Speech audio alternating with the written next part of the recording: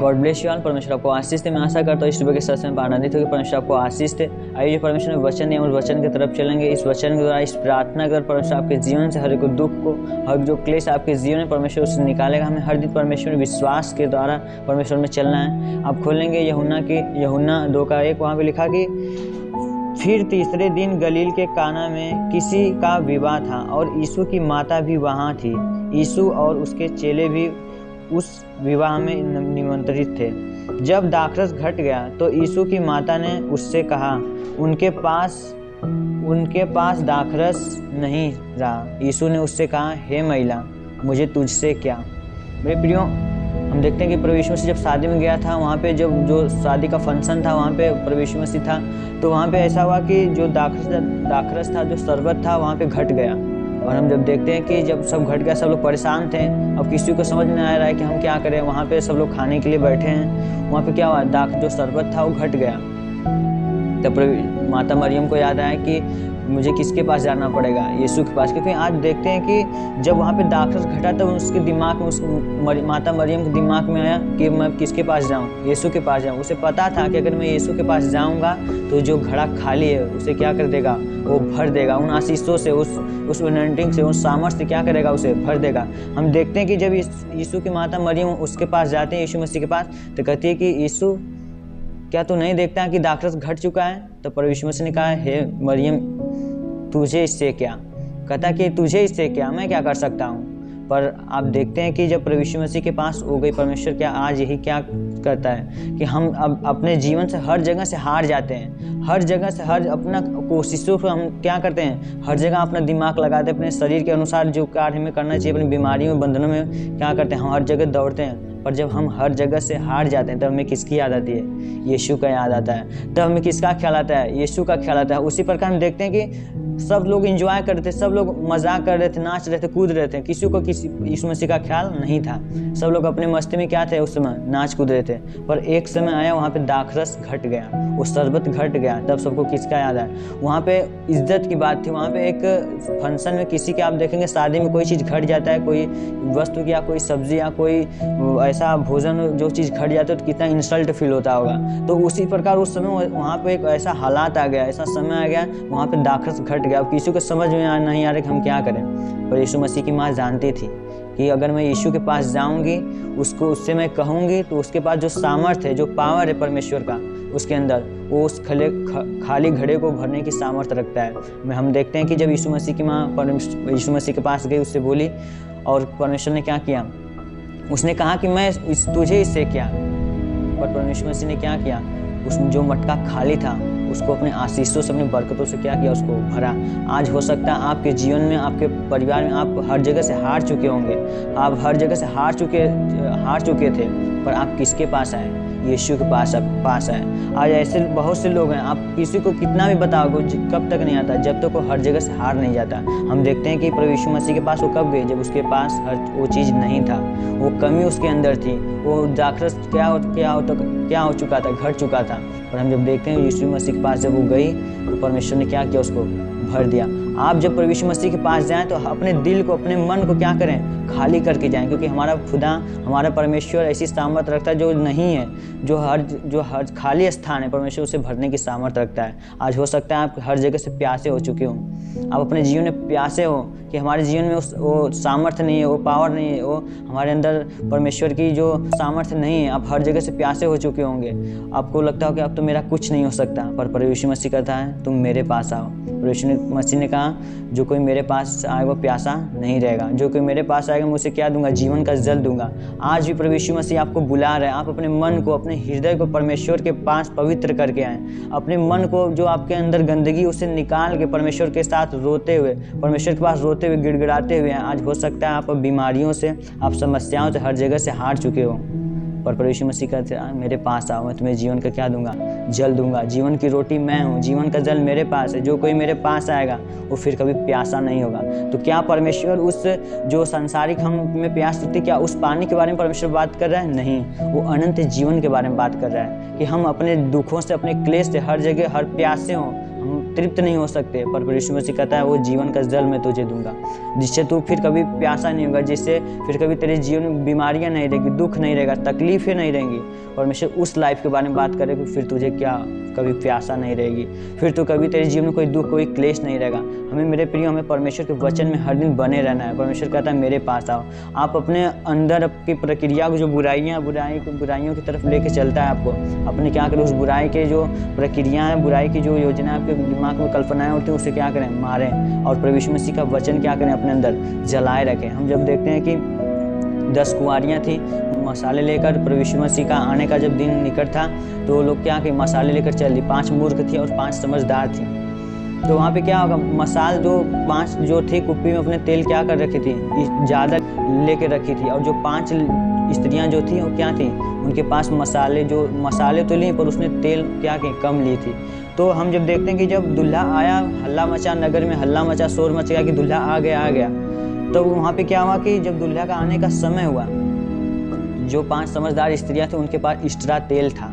वो तेल क्या था उनके पास एक्स्ट्रा था, वो लेके रखी थी, पर जो 5 मूर्ख स्त्रियाँ थी उनके पास एक्स्ट्रा तेल नहीं ली थी। तो क्या वो वचन हमें किस बारे में दर्शा रहा है, जो मसाले थी वो परमेश्वर किस बारे में कह रहा है कि मसालों के बारे में। मसाला उनका क्या था, जो मसाल वो लेके रखी थी जलाने के लिए, उन मसाल कौन था, मसाल एक वचन को दर्शाता है। जो मसाल था, एक जो मूर्ख स्त्रियाँ ली थी, मसाला एक वचन को दर्शाता है, और जो तेल वो प्रार्थना को दर्शाता है। मैंने कहा परमेश्वर में 2 पंख दिया, एक वचन एक प्रार्थना। जो मसाले ली थी वो वचन का काम करता था, और जो तेल था वो प्रार्थना था। वो वहाँ पे नहीं लिखा कि वो पापी थी, हर प्रकार के उनके अंदर बुराइयाँ थी, वहाँ पे वो किस चीज़ की घटी थी, उनके पास मसाले थी और वो प्रार्थना में क्या थी, कमज़ोर थी। उनके पास तेल था बट उनका बाइबल पढ़ना क्या था, कमज़ोर था, प्रार्थना में नहीं बनी थी। तो मसाले जो थे वहाँ पे हमें वचन दर्शाता है, और जो तेल था हमें प्रार्थना दर्शाता है। तो मेरे प्रिय हम अगर वचन पढ़ते हैं, अगर प्रार्थना नहीं करते, तो हमारे पास क्या है, वो तेल नहीं है। हमारे पास मसाले के लिए क्या है, तेल। अगर हम देखेंगे पहले के लोग दिया जब जलाते थे तो उसमें रुई डालते थे, उसमें ऑयल डालते थे, तेल डालते थे उसको जलने के लिए। तो अगर हम तेल नहीं डाला जाता तो नहीं जल सकता, क्या जल सकता था, नहीं जल सकता, पर उसमें जब तेल डाला गया तो रुई में से क्या होता है, उसको जलता था। तो उसी प्रकार हमारा जीवन है। अगर हम अपने जीवन में प्रार्थना कर रहे हैं, अगर बाइबल नहीं पढ़ते, तो हमारा जीवन क्या है, एक अधूरा है। हमारा शरीर का जो आशीषें वो क्या है, अधूरी हैं। तो उसी प्रकार वो 5 समझदार स्त्रियां थी, उनके पास मसाले भी थे और तेल भी थे, और जो 5 मूर्ख स्त्रियां थी उनके पास मसाले तो थे पर तेल नहीं था उनके पास। इसका मतलब प्रार्थना में क्या थी, कमज़ोर थी। उनके पास परमेश्वर का वचन था और उनके पास परमेश्वर की सामर्थ, परमेश्वर की पावर, उस प्रार्थना में क्या थी, वो कमज़ोर थी। और हम जब देखते हैं कि जब दूल्हा आया तो जो 5 समझदार थे उनको परमेश्वर अपने राज्य में ले गया।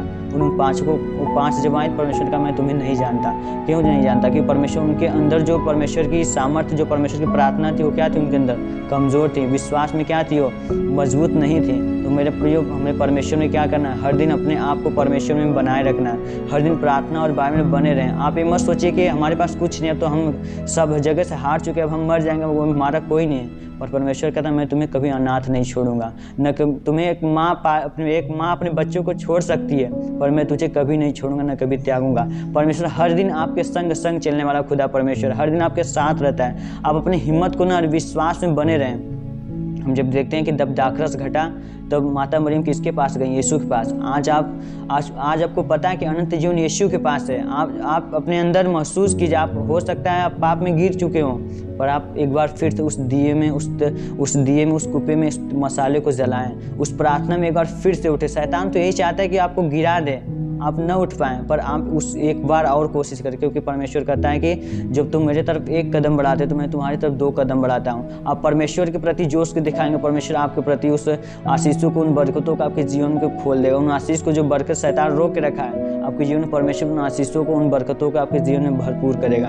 तो हर दिन मेरे प्रिय आप परमेश्वर के वचन में बने रहिए, परमेश्वर के वचन के अनुसार चलें, प्रार्थना प्रेयर में बने रहें, क्योंकि इसी के द्वारा परमेश्वर कहता है जो विश्वास करता है उसके लिए क्या हो सकता है, सब कुछ हो सकता है। परमेश्वर आपको इस वचन के द्वारा आशीष दें। हमें हर एक के लिए प्रार्थना करेंगे, हर दिन परमेश्वर को पवित्रताई से चलें, क्योंकि परमेश्वर हमारा सब कुछ हमें देने वाला परमेश्वर है। क्योंकि परमेश्वर कहता है जीवन का जल किसके पास है, यीशु मसीह के पास है। तो आइए हम हर एक के लिए प्रार्थना करेंगे। आप परमेश्वर में विश्वास के साथ बने रहें, परमेश्वर आपको आशीष दें।